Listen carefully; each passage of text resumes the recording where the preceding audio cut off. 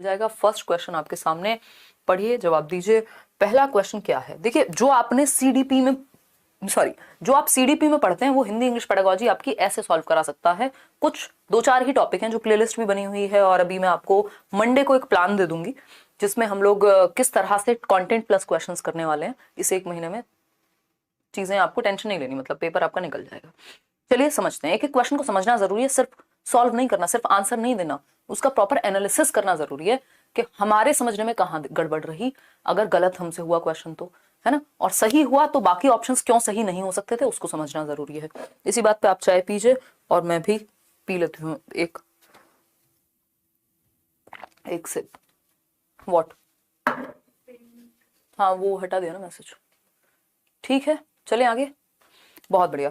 Question number 1 कहता है 60%, 79% लोग डी ऑप्शन कह रहे हैं। चलिए समझते हैं। भाषा शिक्षक के रूप में निम्नलिखित में, आप लोग स्मार्ट हो गए हैं, सही उत्तर देने लग गए हैं। भाषा शिक्षक के रूप में निम्नलिखित में से कौन सी सुधार करने की सर्वश्रेष्ठ तकनीक है? बिल्कुल सिंपल। अगर आपकी सीडीपी थोड़ी ठीक है और आप बच्चे के आप भला सोच पाते हैं, आपके पूरे पूरे नंबर पेडागोजी में, हिंदी में, इंग्लिश में, इन सब में आना बहुत ईजी है। ठीक। सर्वश्रेष्ठ तकनीक यानी बेस्ट टेक्निक कौन सी है यदि आप चाहते हैं कि भाषा शिक्षक के रूप में आपके लिए पढ़ाने का सबसे बढ़िया तरीका, मेथड। पहला ऑप्शन है शिक्षार्थी को बोलने के समय ही सुधार देना। देखिए, सबसे ज्यादा जरूरी होता है जब हम लैंग्वेज की बात करते हैं या वैसे भी पेडागोजिकली भी, कि हम बच्चे को अभिव्यक्ति की आजादी दें, है ना, एक्सप्रेस कर पाए, वो फ्रीडम टू एक्सप्रेस हिमसेल्फ और हरसेल्फ। ठीक। अभिव्यक्ति की आजादी यानी अभिव्यक्त करने दें बच्चे को, हम एक्सप्रेस करने दें। वो थोड़ा बहुत अगर गलत भाषा में भी, अपनी मातृभाषा में या फिर बोली का भी प्रयोग कर रहा है, स्टैंडर्ड लैंग्वेज का, मानकीकृत भाषा का यूज ना भी कर पाए, तब भी आप उसको पहले बोलने देते हैं। सुधार की बात बाद में आती है, एक्सप्रेस करने देते हैं। तो ये तो सर्वश्रेष्ठ तरीका बिल्कुल भी नहीं हुआ। बी ऑप्शन है सुधार कार्य पूरी कक्षा की गतिविधि के रूप में किया जाना चाहिए ताकि कोई भी शिक्षार्थी त्रुटियों को न दोहराए। मतलब बच्चे को बेइज्जत करो पूरी क्लास के सामने, जो भी गलती की है उसने, और ताकि गलती दोबारा ना हो। देखो, गलतियां होना प्रॉब्लम नहीं है पेडागोजी में, गलतियां होना सीखने और सिखाने का हिस्सा है, अभिन्न अंग है। उनसे सीखना जरूरी है। ये नहीं है कि गलती होनी ही नहीं चाहिए, दोबारा नहीं दोहरानी चाहिए, डंडे वाला मास्टर यहां नहीं बनना है या मास्टर नहीं। सी ऑप्शन है शिक्षार्थियों को की त्रुटियों को कभी भी सुधारने की आवश्यकता नहीं है। अब ये कहना भी गलत होगा कि कभी भी सुधारने की आवश्यकता नहीं है, वो कभी ना कभी तो उस पर काम किया जाएगा। अगर हम ठीक नहीं करेंगे तो फिर वो हमेशा के लिए हो जाएंगी। डी ऑप्शन है शिक्षक त्रुटियों का विश्लेषण करे, यानी एनालाइज करें। ये हम सीडीपी में भी कई क्वेश्चन इस तरह के कर चुके हैं, बाल विकास में भी, जहां हम ये कहते हैं, क्वेश्चन में खुद पूछा जाता है कि क्यों जरूरी है एरर्स को एनालाइज करना। तो एरर्स को एनालाइज करना, भाई फेल हुए तो क्यों हुए, सारे सब्जेक्ट उठा के देख रहे हैं कहां गड़बड़ रही, कहां स्कोर कम रहा, किस टॉपिक को समझने में दिक्कत रही। ठीक। तो शिक्षक त्रुटियों का क्या करे, विश्लेषण करे, एनालिसिस करे, और उनके पैटर्न को पहचानने, यानी एक तरह की किस पैटर्न पे गलतियां हो रही है, यानी किन टॉपिक्स में बच्चे को दिक्कत आ रही है, ठीक, को पहचानने के पश्चात पुनः पढ़ाए तथा शिक्षार्थियों को उन त्रुटियों के बारे में स्पष्ट करे। ये बात बिल्कुल सही है, कंप्लीट आंसर है। पुराने समय में एक बात होती थी कि भैया अगर आपको पेडागोजी में सही उत्तर पहचानना है तो जो सबसे बड़ा लगे उसको आंसर मार्क कर दो। हालांकि ये बात बिल्कुल भी सही नहीं है, कुछ हद तक सही कह सकते हैं, क्योंकि आज की डेट में सारे क्वेश्चंस लेंदी होते हैं और जरूरी नहीं है जो बड़ा है वही सही है, बट वो यहाँ बात लागू होती है कुछ % केस में। ठीक। तो हम यहाँ पे क्या समझे कि शिक्षक त्रुटियों का विश्लेषण करे, यानी एक तो एनालाइज करना जो भी गैप है, यही तो डायग्नोस्टिक टीचिंग है ना। डायग्नोस्टिक मतलब डायग्नोज करना, उपचारात्मक अधिगम, कि आप पता करें, है ना, निदानात्मक अधिगम कहते हैं, मतलब आप निदान करें, प्रॉब्लम का पता लगाएं, एनालाइज करें और फिर पुनः पढ़ाना, यानी रेमेडियल टीचिंग, रीटीच करें फिर उस चीज को।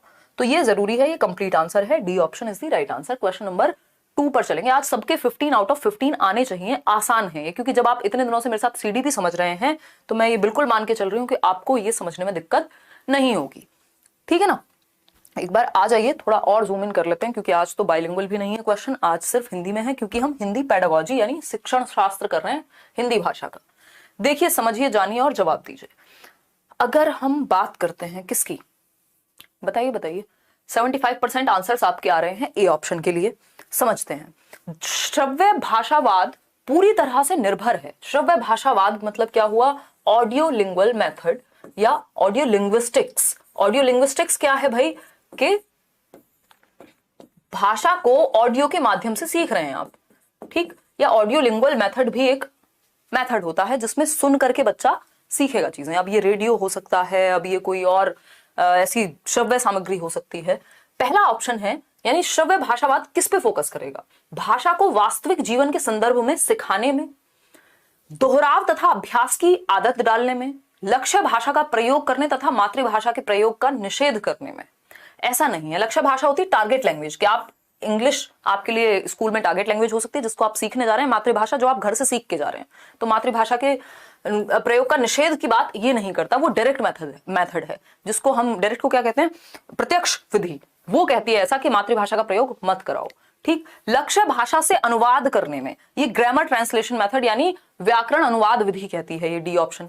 और सी ऑप्शन जो है वो किसके बारे में है, वो आपके लक्ष्य जो भी प्रत्यक्ष विधि के बारे में है, यानी डायरेक्ट मेथड ऑफ टीचिंग के बारे में है। इन दोनों को हटा देंगे। ऑडियो लिंग्वल मेथड की बात हो रही है, तो संदर्भ में और बिना संदर्भ जाए तेल लेने, यहाँ पे सबसे ज्यादा फोकस रहता है बच्चा सुन करके सीख पाए, समझ पाए, अभ्यास हो जाए उसको। दोहराव तथा अभ्यास की आदत डालना, बार बार आप सुन रहे हैं A for apple, B for ball, तो क्या होगा, आप दोहराव की आदत हो जाएगी, अभ्यास हो जाएगा उस चीज का। ठीक है, कोई दिक्कत नहीं। सीटेट के बैच में आज भी क्लास हुई है चित्ररंजन, आपने शायद अटेंड नहीं की है। 7:30 मेरी क्लास उसमें थर्सडे फ्राइडे होती है सीटेट वाले बैच में, क्योंकि सीटेट का सिलेबस आसानी से खत्म हो जाता है, बहुत अच्छे से डिटेल में हमने समझा है। अदरवाइज बाकी टीचर्स की आपकी 6 क्लासेस चलती हैं, 6 से लेकर 8 तक क्लासेस होती हैं, तो आप शायद अटेंड नहीं कर पा रहे हैं। B option is the right answer. आगे बढ़ेंगे क्वेश्चन नंबर 3। क्या कहता है भाई क्वेश्चन नंबर 3, समझेंगे। क्वेश्चन नंबर 3 कहता है एक भाषा शिक्षक के रूप में, यानी आप क्या हैं, एक लैंग्वेज टीचर हैं, लैंग्वेज पढ़ाते हैं बच्चों को। ठीक है, भाषा शिक्षक के रूप में हमें अपने विद्यार्थियों में शब्दकोश के सफल प्रयोगकर्ता की आदत डालने का प्रयास करना चाहिए। यानी हम चाहें कि बच्चा सक्सेसफुली डिक्शनरी का यूज कर पाए। शब्दकोश बोले तो डिक्शनरी, कि वो वर्ड मीनिंग वहां से देख के, उनका कॉन्टेक्स्ट समझ के सारी चीजें देख पाए। ठीक है, डालने का प्रयास करना चाहिए। निम्नलिखित में से कौन सा तरीका शब्दकोश के प्रयोग को प्रोत्साहित करने के लिए सही नहीं है? यानी डिक्शनरी का जो यूज ऑफ डिक्शनरी है उसको एनकरेज करने के लिए सही नहीं है। यानी कौन सा तरीका डिस्करेज करेगा डिक्शनरी के प्रयोग को, यानी बच्चा सक्सेसफुली डिक्शनरी को, शब्दकोश को यूज कर पाए, उसमें बाधा कौन बनेगा? नॉट लिखा हुआ है। हिंदी पेडागोजी इंग्लिश में कैसे ट्रांसलेट करके दें आपको, है ना, बताइएगा। क्योंकि वो ऑडियो लिंगुअल मेथड के बारे में था, इसलिए ए ऑप्शन सही नहीं था। संदर्भ की बात वहां नहीं होगी, वहां फोकस रहता है सुनने पे, संदर्भ में हो या ना हो। ठीक है, करा देंगे वासु, देख लेंगे उसको भी, डोंट वरी। कोई बात नहीं मोनिता, मैं एक बार उदय सर से बात कर लूंगी, अगर पेडागोजी की क्लासेस में कोई भी इशू है तो वो बता देंगे। ठीक, टेंशन नहीं लेनी है।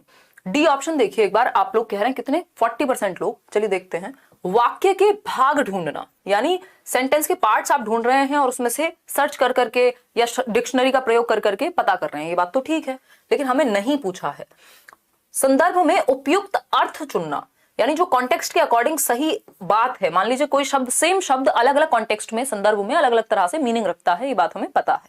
ठीक है, शब्द की वर्तनी जानना, यानी जब बच्चे को स्पेलिंग चेक करनी होगी तब वो डिक्शनरी का यूज करेगा। ये तीनों ही चीजें डिक्शनरी के यूज को प्रमोट करती हैं, पॉजिटिव हैं।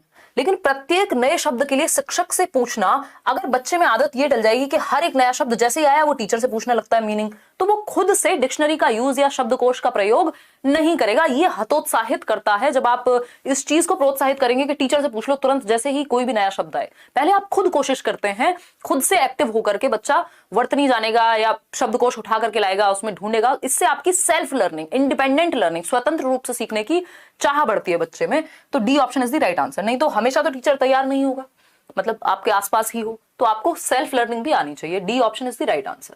क्वेश्चन नंबर 4 देखिएगा एक बार, ये क्या कहता है। क्वेश्चन नंबर 4 कहता है निम्नलिखित में से कौन सा एक प्रामाणिक श्रवण का उदाहरण है? प्रामाणिक श्रवण हम बोलते हैं ऑथेंटिक लिसनिंग। ये इंग्लिश में भी एक क्वेश्चन आता है इस पे और हिंदी में भी। हिंदी और इंग्लिश की पेडागोजी या किसी भी लैंग्वेज की पेडागोजी कोई खास अलग नहीं है, लगभग सेम ही है। ऑथेंटिक, बस मीडियम चेंज हो जाएगा। ऑथेंटिक लिसनिंग बोलते हैं इसको। ऑथेंटिक लिसनिंग बोले तो जो चीजें रियल लाइफ या प्रमाणिक हो, कुछ प्रमाण उनका कुछ हद तक संभव हो।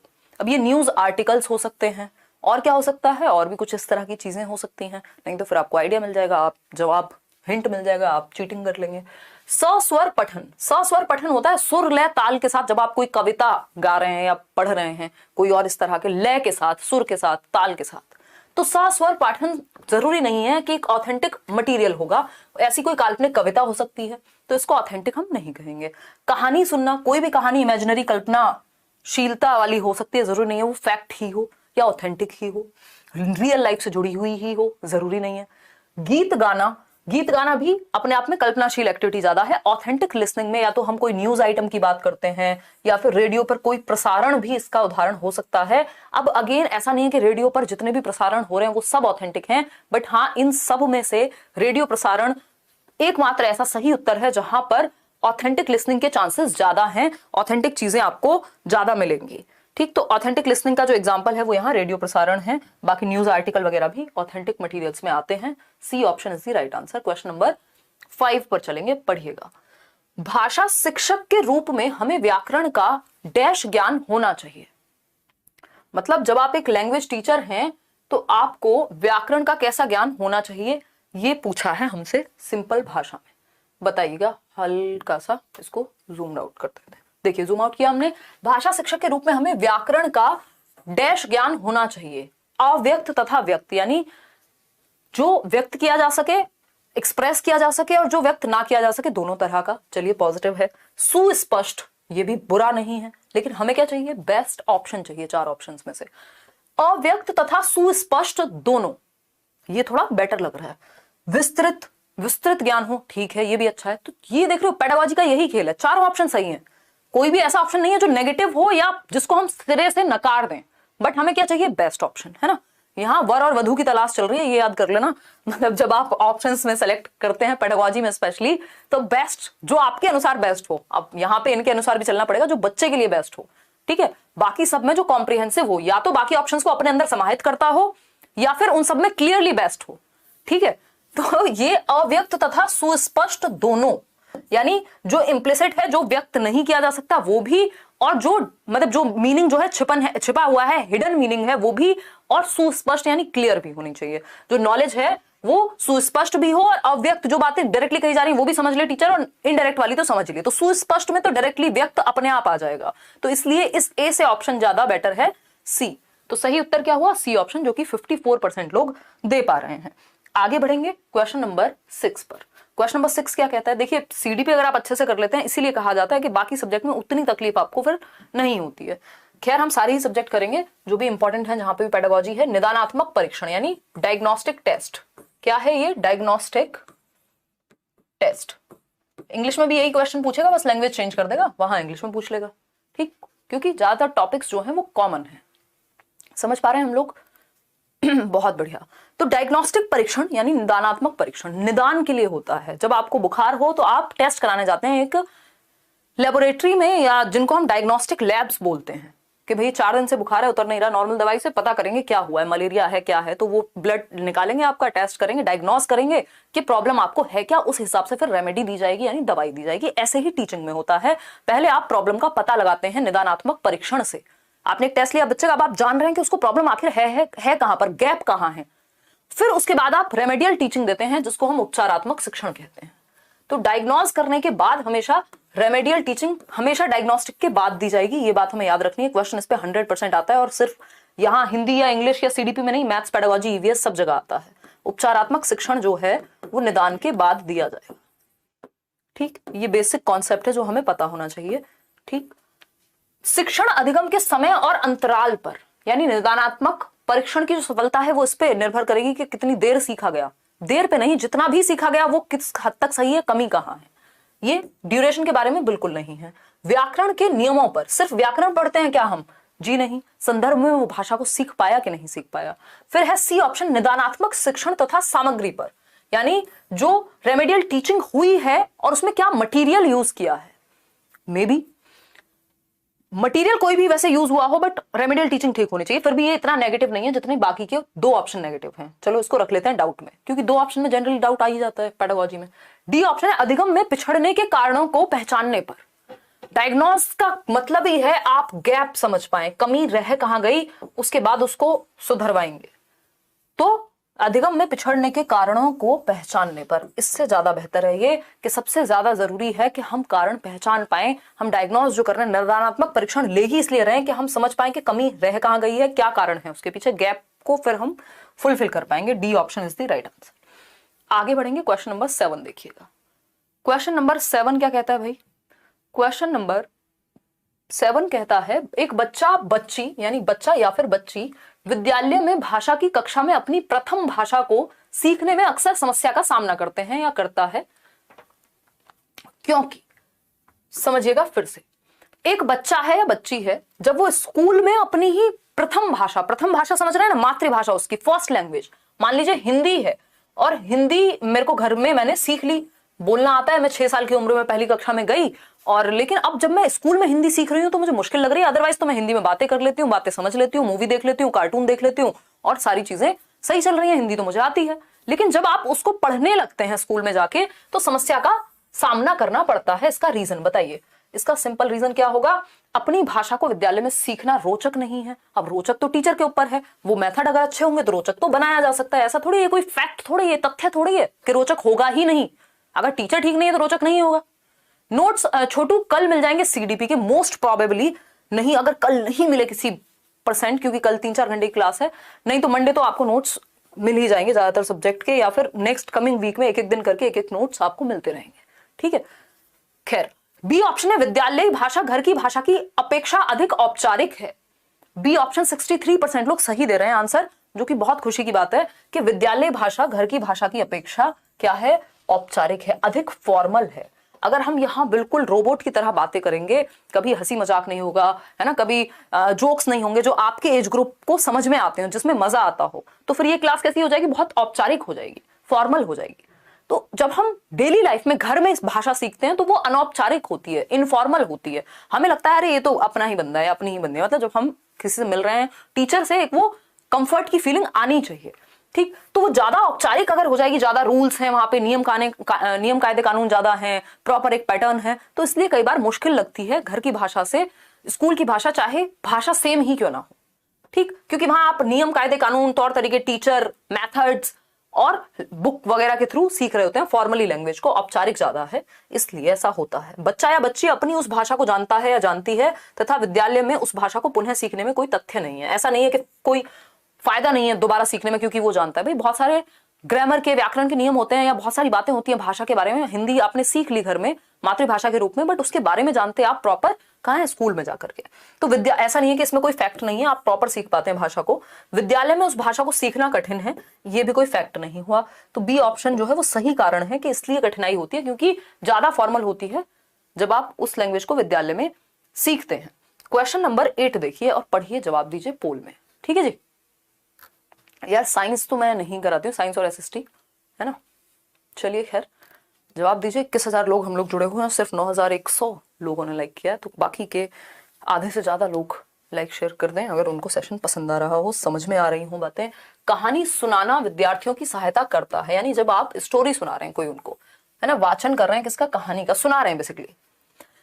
इससे क्या सहायता मिलेगी बच्चों की? अनुशासन में बैठने में, मे बी कक्ष में एकाग्र होने में, हो सकता है भाई उनका ध्यान पहुंच जाए, एकाग्र हो जाए, वो ज्यादा अटेंशन पे कर पाए, इंटरेस्टिंग कहानी है, आपकी स्टोरी है, ठीक है। कक्षा के वातावरण का आनंद लेने में, ये बात भी सही है। अपनी कल्पनाशीलता का विकास करने में। अब देखो यहाँ चारों ऑप्शन सही हैं, पॉजिटिव हैं, कोई बच्चे की बुराई की बात नहीं कर रहा, लेकिन जो सबसे ज्यादा बच्चे को एक्टिव रखे, सक्रिय हो, जहां बच्चा सौरभ पांडे, और जिसमें बच्चे का ज्यादा भला हो, तो ज्यादा भला कहां है? अपनी कल्पनाशीलता का विकास करने में है, जो कि 78% लोग सही आंसर दे रहे हैं। बहुत खुशी की बात है, अब आप लोग आंसर सही दे रहे हैं। देखो अनुशासन, एकाग्रता, आनंद तीनों हो जाएंगे यदि बच्चा अपनी कल्पनाशीलता का विकास करेगा या उसका ध्यान, उसको इंटरेस्ट उस चीज में आ रहा होगा। ये बाकी तीनों चीजें अपने आप आ जाएंगी। और बच्चे का जो विकास है वो कब बेहतर होगा? सिर्फ आनंद लेने में, कल्पनाशीलता में, इमेजिनेशन पावर अगर उसकी अच्छी हो रही है तो वो बहुत सारी चीजें खुद से सृजनात्मक बनेगा, क्रिएटिव बनेगा। बच्चे का ज्यादा भला डी ऑप्शन से होगा, बाकी के तीनों से कम है इस डी के मुकाबले, तो ज्यादा बेहतर ऑप्शन डी हुआ। आगे बढ़ेंगे नेक्स्ट क्वेश्चन पे। क्वेश्चन नंबर है 9। आज कम ही क्वेश्चन करने वाले हम लोग, डेली क्लास हमारी बड़ी होती है, आज छोटी है। क्वेश्चन नंबर 9 देखिए, निम्नलिखित में से कौन सा तरीका विद्यार्थियों के लेखन कौशल का आकलन करने के लिए सर्वश्रेष्ठ है? यानी उनकी राइटिंग स्किल्स को असेस करने के लिए। बच्चे की राइटिंग स्किल्स को, कि वो लिखता कितना बेहतर है, इसका आपको असेसमेंट करना है, आकलन करना है, जानना है इस बात को कि कौन सा बच्चा कितना बेहतर तरीके से लिख पाता है, तो इसके लिए कौन सा तरीका बेस्ट होगा। पहला ऑप्शन है हमारे पास, पाठ्य पुस्तक के पाठ पर आधारित प्रश्नों के उत्तर देना। ये सबसे बोरिंग है। क्या है? सबसे बोरिंग या उबाऊ तरीका है कि जो पाठ्य पुस्तक में पाठ है उसके आधारित आपने प्रश्न पूछ लिए, तो बच्चा लिख देगा रट्टे लगा करके जो जो आपने लिखवाया होगा। इसमें कोई भी अभिव्यक्ति शामिल नहीं हुई बच्चे की, है ना। श्रुतलेख आप समझते हैं, वो जो इमला बोला जाता था, डिक्टेशन जिसको कहते हैं, तो डिक्टेशन में भी जो आपने बोला होगा वो डिक्टेट करके लिख देगा। ठीक है, चलो कुछ हद तक पता तो लगेगा यहाँ पे भी, लेकिन ये बेस्ट ऑप्शन नहीं लग रहे।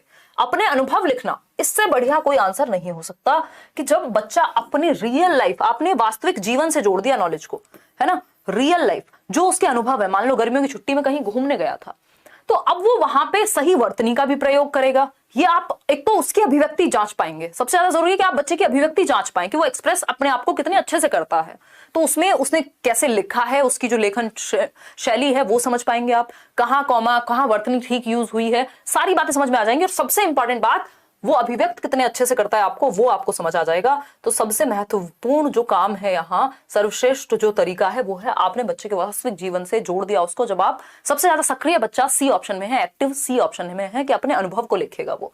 सुलेख प्रतियोगिता तो फिर सिर्फ सुंदर सुंदर लिखना भाषा का ज्ञान नहीं होता, जहां वो भाषा की समझ भी विकसित करे।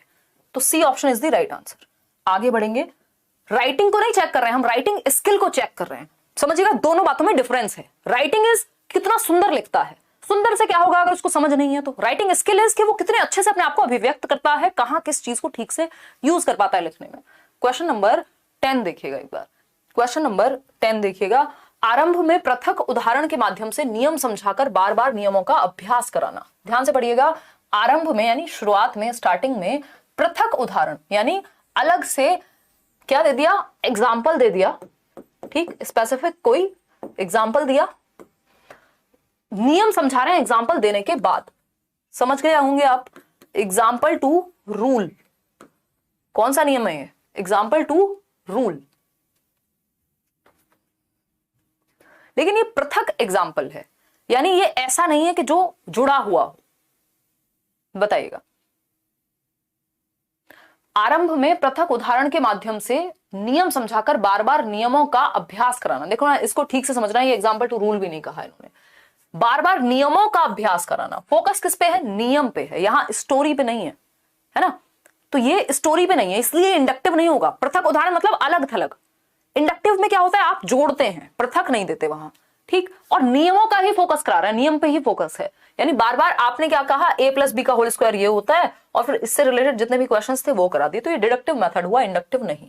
तो संदर्भ में तो ये नहीं है ना, व्याकरण की यहां कोई बात हो रही है, संदर्भ में तो नहीं है। संदर्भ में व्याकरण का मतलब जब कोई कहानी कविता पढ़ रहे हैं उसी से रिलेटेड आपने कुछ व्याकरण के नियम बता दिए। यहां ऐसा नहीं हुआ, कोई एग्जाम्पल उठाया, नियम बता दिया और फिर प्रैक्टिस करवाई। यानी रूल टू एग्जाम्पल गए कहीं ना कहीं, अगर इसकी पूरी बात को, इसके सेंस को समझें तो। शुरुआत में पढ़ के मुझे भी ऐसा ही लग रहा था जैसे एग्जाम्पल टू रूल जा रहे हो, ऐसा हुआ नहीं है। निगमन उपागम की विशेषता है, यानी डिडक्टिव मेथड की विशेषता है। इंडक्टिव में एग्जाम्पल दिया जाता है, कहानी से जोड़ा जाता है, फिर रूल तक जाते हैं। और यहां क्या बात हो रही है, यहां सीधा नियम पे फोकस है, बार बार प्रैक्टिस कराने थे। तो नियम पे फोकस जहां होगा वो डिडक्टिव है, सीमा नहीं है, विशेषता है ये।